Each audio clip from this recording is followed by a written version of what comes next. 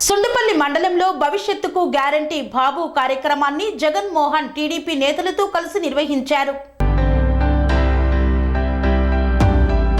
అన్నమయ్య జిల్లా సుండుపల్లి మండలంలో అన్నమయ్య జిల్లా అధ్యక్షులు చామర్తి జగన్మోహన్ రాజు భవిష్యత్తుకు గ్యారంటీ బాబు అనే కార్యక్రమాన్ని ఆ పార్టీ నేతలతో కలిసి నిర్వహించారు. అనంతరం టీడీపీ కార్యాలయంలో మీడియా సమావేశం చేపట్టారు. రాబోవు ఎన్నికలలో చంద్రబాబు సీఎం చేసేందుకు ప్రజలు ఎదురు చూస్తున్నారన్నారు. రాష్ట్ర భవిష్యత్తు, యువత ఉపాధి, ఉద్యోగ అవకాశాలు చంద్రన్నతోనే సాధ్యమన్నారు. జగన్మోహన్ రెడ్డిపై నున్న వ్యతిరేకతను గుట్టురట్టు కాకుండా ఎమ్మెల్యేలు వేరే నియోజకవర్గాల్లో పోటీ చేయాలని హుకుం జారీ చేశారన్నారు. వైసీపీ ప్రభుత్వంలో ఎవరు కూడా సంతోషంగా లేరన్నారు. రాష్ట్ర వ్యాప్తంగా తమ హక్కుల కోసం సమ్మెలు, నిరసనలు చేస్తున్నప్పటికీ ఆ సమస్యలను పరిష్కరించలేని సీఎం జగన్మోహన్ రెడ్డి అని ఎద్దేవా చేశారు. ప్రజలతో మమేకమై ముద్దులు పెడుతూ అలివిగాని హామీలన్నీ ఇచ్చి ప్రజలను మోసం చేసి అధికారంలోకి వచ్చినటువంటి వైసీపీ ప్రభుత్వం పాలన చేతగాక హామీలను అమలు చేయలేక కక్షపూరిత ధోరణితో అహంకారంగా ప్రవర్తిస్తూ ప్రజల్ని అణగదొక్కేటటువంటి పరిస్థితికి వచ్చినారు. దాని ఫలితంగా ఎవరైనా కానీ మీరు చెప్పిన హామీలు కానీ లేదా మా అవసరాలు కానీ మా హక్కులు మాకు కావాలని ఎవరైనా ప్రశ్నిస్తే వాళ్ళని కొట్టినారు, జైలు పంపించినారు, చాలామందిని చంపేటటువంటి పరిస్థితి. ఇటువంటి నియంతృత్వ పాలనని ఆంధ్రప్రదేశ్ రాష్ట్ర ప్రజలు ఎప్పుడూ కూడా ఉమ్మడి రాష్ట్రంలో కానీ ఎక్కడ కూడా చూడాలి.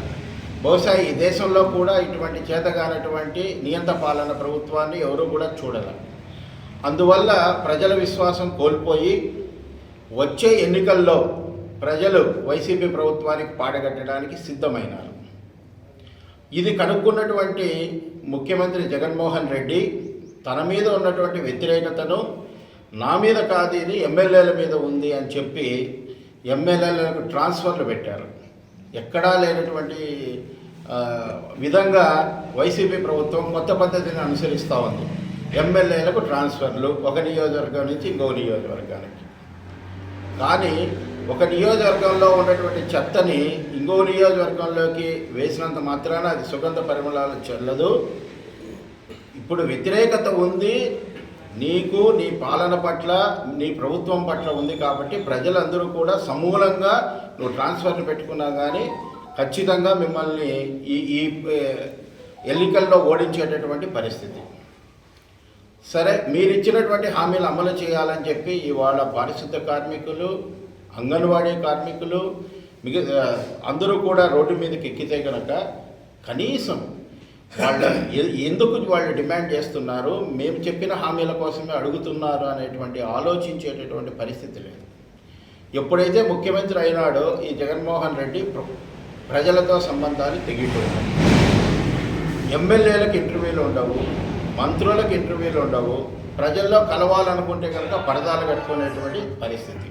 ఇటువంటి ముఖ్యమంత్రిని ఈ దేశ చరిత్రలో ఏ రాష్ట్ర ప్రజలు కూడా చూడలేదు.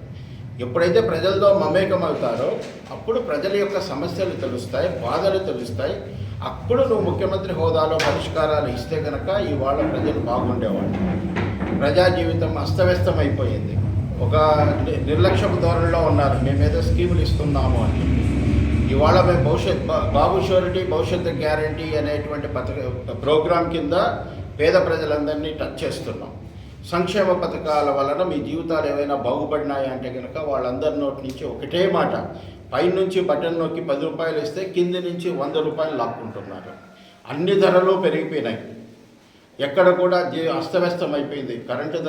కరెంటు ధరలు పెంచినారు, ఆర్టీసీ బస్ ఛార్జీలు పెంచినారు, నిత్యావసర ధరలు పెరిగిపోయినాయి. ఇటువంటి పెరిగినటువంటి వాటికి అవసరాలకు మాకు ఇబ్బంది అవుతుంది అని చెప్పి ఇవాళ పారిశుద్ధ్య కార్మికులు రోడ్డుకి ఎక్కినారు. ఇవాళ పారిశుద్ధ్య కార్మికులు లేకపోతే కనుక ప్రజల యొక్క ఆరోగ్యం దెబ్బతింటుంది. వాళ్ళ అవసరం ఈ సమాజానికి ఎంతైనా ఉంది. వాళ్లను మనం అత్యంత ప్రాధాన్యత కలిగినటువంటి వర్గంగా ఏదైనా వాళ్ళకి సమస్య వస్తే కనుక వెంటనే పరిష్కరించాల్సింది పోయి ఇవాళ దాదాపు 10వ రోజు వాళ్ళ సమస్యలు పట్టించుకోవడంలో ఎక్కడ ఉన్నటువంటి చెత్త అక్కడ ఉండిపోయింది, ప్రజల ఆరోగ్యం దెబ్బతినింది. ఈ విధంగా ప్రజలతో సంబంధాలు తెంచుకున్న వైసీపీ ప్రభుత్వం అటు పేదల యొక్క సంక్షేమాన్ని చూడడం లేదు, ఎక్కడ కూడా అభివృద్ధి లేదు. అభివృద్ధి గురించి ఎంత తక్కువ మాట్లాడుకుంటే అంత మంచిది అనేటువంటి పరిస్థితిలో ఈ రాష్ట్ర ప్రజలు ఉన్నారు. ఎక్కడైనా కానీ గతంలో నారా చంద్రబాబు నాయుడు గారు అమరావతి అనే 1 లక్షల కోట్ల ప్రాజెక్టును పెట్టారు. కక్షపూరితంగా అమరావతిని నాశనం చేశారు. అదే గతంలో పోలిస్తే కనుక ఉమ్మడి రాష్ట్రంలో చంద్రబాబు నాయుడు గారు ఐటీ రంగం అభివృద్ధి అవుతూ ఉంది. ఐటీ రంగం అనేటువంటిది భవిష్యత్తులో ఆర్థిక వ్యవస్థలకు మూలమవుతుంది అని చెప్పి ఆ రోజు ఒక చిన్న హైటెక్ టవర్ కడితే మీరే ఆ ప్రతిపక్షాలన్నీ విమర్శించినాయి. ఏమని? ఎక్కడో గుట్టల్లో కొండల్లో ఒక బిల్డింగ్ కట్టినంత మాత్రాన ఆర్థిక వ్యవస్థలు మారిపోతుందా? సరే, ఆ హైటెక్ టవర్ అయిపోయింది, అందులో కొన్ని ఉద్యోగాలు వచ్చాయి. దాని తర్వాత వచ్చిన ముఖ్యమంత్రులు కూడా రాజశేఖర రెడ్డి గారు ఐటీ రంగాన్ని ప్రోత్సహించినారు, తర్వాత కేసీఆర్ ప్రోత్సహించినారు. కాబట్టే ఇవాళ హైదరాబాదులో కనుక మనం చూస్తే హైటెక్ టవర్ అనేది హైటెక్ సిటీ అయ్యింది, సైబర్ సిటీగా మారింది. 2.5 లక్షల ఉద్యోగాలు వచ్చాయి. తెలంగాణ బడ్జెట్లో దాదాపు 50% దాని నుంచి ఆదాయం వచ్చేటటువంటి పరిస్థితి వచ్చింది. కాబట్టి ఏదైనా మంచి కార్యక్రమాలు కొనసాగిస్తే కనుక రాష్ట్రం అభివృద్ధి చెందుతుంది అని అనుకుంటే కనుక అమరావతి పైసా ఖర్చు లేకుండా లక్షల కోట్ల సంపద అక్కడ సృష్టించినారు. ఈరోజు ఈ ముఖ్యమంత్రి కక్షపూర్తిగా వ్యవహరించకుండా అమరావతి స్థలాలని యూనివర్సిటీలకి, మల్టీ కాంప్లెక్స్లకి, 5 స్టార్ హోటళ్ళకి, తర్వాత మంచి విద్యాసంస్థలకు కనుక అమ్ముకునింటే కనుక చాలా సంపద సృష్టించేది, ఉద్యోగాలు దొరికేవి, తర్వాత నగరము అభివృద్ధి చెందేది. అటు కక్షపూరితంగా దాన్ని నాశనం చేసినాం, పోలవరాన్ని నాశనం చేసినాం. ఎక్కడ కూడా విద్యను నాశనం చేస్తూ ఎక్కడ కూడా డిఎస్సి కంటే ఒక టీచర్ ఉద్యోగం లేదు. ఈ విధంగా అంతా కూడా రాష్ట్రాన్ని సర్వనాశనం చేసినటువంటి పరిస్థితి. అందువల్ల ఇవాళ మీరు గమనిస్తే కనుక రాష్ట్ర ప్రజలందరూ కూడా ఏకైక ఆలోచనతో ఉన్నారు. ఈ నాశనమైనటువంటి ఈ రాష్ట్రాన్ని బాగు చేయగలిగిన వ్యక్తి ఎవరైనా ఉన్నారంటే కనుక అది కేవలం చంద్రబాబు నాయుడు గారు మాత్రమే అని ప్రజలు, ప్రతిపక్షాల నాయకులు అందరూ కూడా నమ్మి ఇవాళ తెలుగుదేశం పార్టీలోకి రావడానికి అందరూ క్యూ కట్టినారు. ఇది కేవలం ఏ స్వార్థంతో జరిగేటటువంటిది కాదు. ఏకపక్షంగా ఒకే తీర్మానం జరుగుతూ ఉంది. ఈ రాష్ట్రాన్ని గట్టెక్కించాలంటే కనుక అది చంద్రబాబు నాయుడు వల్ల సాధ్యము, అది కూడా అంత మేధావి కష్టపడితేనే సాధ్యమవుతుంది అన్నటువంటి నిర్ణయానికి ప్రజలు వచ్చినారు. కాబట్టి తెలుగుదేశం పార్టీకి ఆదరణ పెరుగుతూ ఉంది. స్వామి బోధానంద గోసేవ ఆశ్రమం, సైథాపూర్. జ్యోతిష్యం, వాస్తుశాస్త్రం మన పూర్వీకులు మనకిచ్చిన వరం.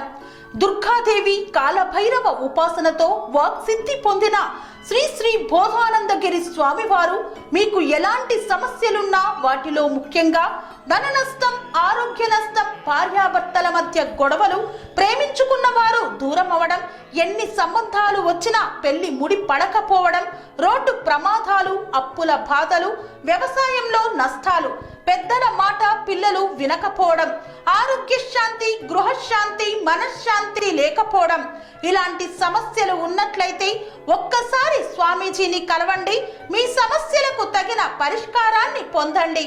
అంతేకాక అన్ని రకాల వ్యాధులకు గోపంచగవ్య మరియు మూలికా వైద్యం చేయబడును. నమ్మకంతో రండి, ఆయురారోగ్యాలతో వర్ధిల్లండి. మా అడ్రస్ స్వామి బోధానంద గోసేవ ఆశ్రమం, సైథాపూర్, వీరభద్రస్వామి గుడి దగ్గర, యాదగిరిగుట్ట. సంప్రదించవలసిన నెంబర్ 9849213754 మరియు 9618034138.